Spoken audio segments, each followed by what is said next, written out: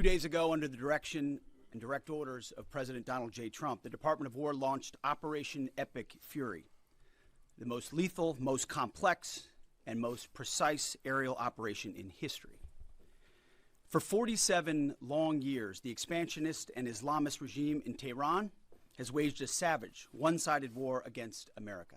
They didn't always declare it openly, except for their constant chants of death to America. They did it through the blood of our people. Car bombs in Beirut, rocket attacks on our ships, murders at our embassies, roadside bombs in Iraq and Afghanistan, funded and armed by Iranian Quds Force and IRGC killers. My generation of veterans carry the names of brothers who never came home. Brothers butchered by Iranian-backed roadside bombs and well-armed militias, thousands of our own. We didn't start this war, but under President Trump, we are finishing it. Their war on Americans has become our retribution against their Ayatollah and his death cult. It took the 47th president, a fighter who always puts America first, to finally draw the line after 47 years of Iranian belligerence. He reminded the world, as he has time and time again, being an American means something unbreakable. If you kill Americans, if you threaten Americans anywhere on earth, we will hunt you down without apology and without hesitation, and we will kill you. President Trump has also been very consistent. Crazy regimes like Iran, hell-bent on prophetic Islamist delusions, cannot have nuclear weapons. It's common sense.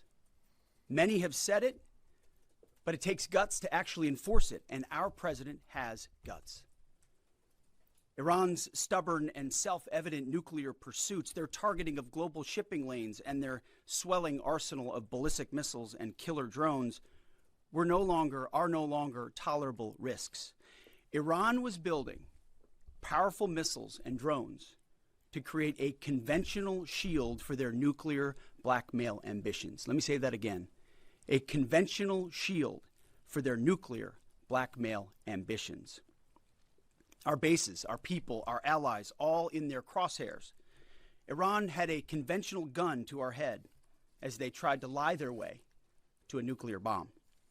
It almost worked under Obama and his terrible deal, but not under this president.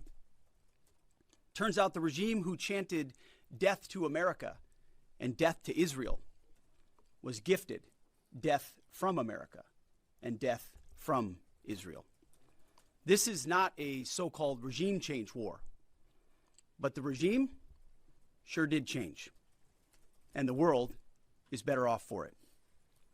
Today, in their desperation, the enemy is unmasked as Iranian missiles and drones rain down indiscriminately on the hotels, airports, apartments, and other civilian targets of their neighbors. Cowardly terrorist tactics from a regime that for decades has trafficked in cowardly terrorist tactics, lies, death, and destruction to this day. The Iranian leadership has built nothing except proxies and missiles and drones and deeply buried nuclear factories and facilities. Peaceful nuclear ambitions do not need to be buried underneath mountains. Last June, Operation Midnight Hammer obliterated their nuclear program to rubble. Afterward, we told them plainly, that's it, now make a deal. They arrogantly refused. We said, rebuild it, and we'll stop you again, this time far worse. Well, President Trump, Secretary Rubio, Steve Witkoff, Jared Kushner, they bent over backwards for real diplomacy, offering pathway after pathway to peace. I watched it. I was there. They tried over and over and over again earnest attempts at peace. The former regime had every chance to make a peaceful and sensible deal. But Tehran was not negotiating. They were stalling, buying time to reload their missile stockpiles and restart their nuclear ambitions. Their goal, hold us hostage, threatening to strike our forces. Well, President Trump doesn't play those games. And as Secretary Rubio said after the Maduro raid, if you don't know, Now you know. President Trump puts America and Americans first. He doesn't hesitate, and neither do our troops. The mission of Operation Epic Fury is laser-focused. Destroy Iranian offensive missiles, destroy Iranian missile production, destroy their navy and other security infrastructure, and they will never have nuclear weapons. We're hitting them surgically, overwhelmingly, and unapologetically. With every passing day, our capabilities get stronger and Iran's get weaker.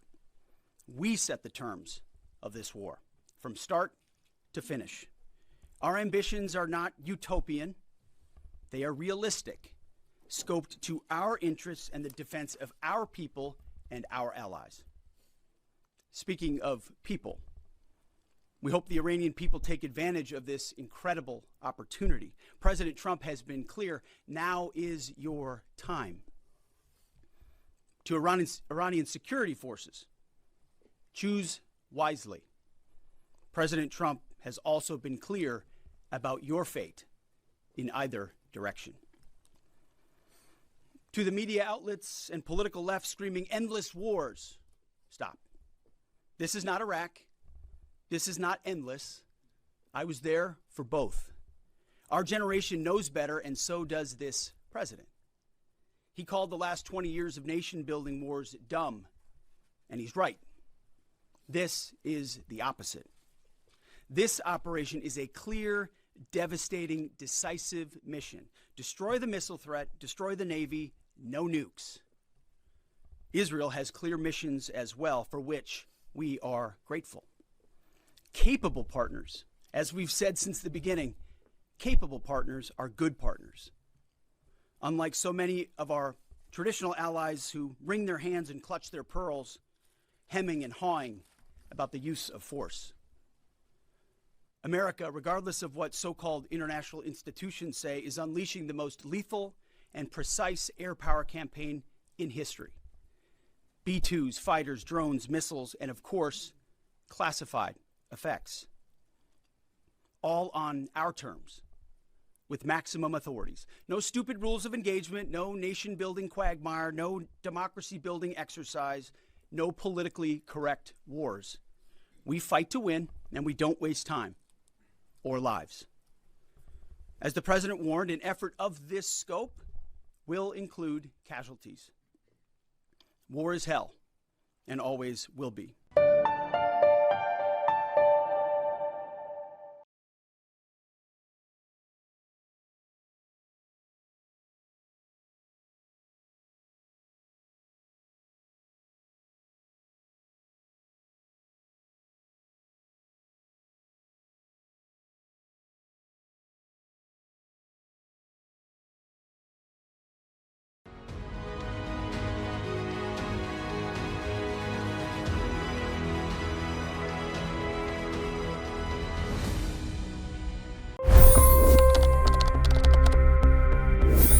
$25 crore गरीब गरीबी को परास्त करके बाहर निकले। For the good of our nation, let's work together and let's truly make America great again.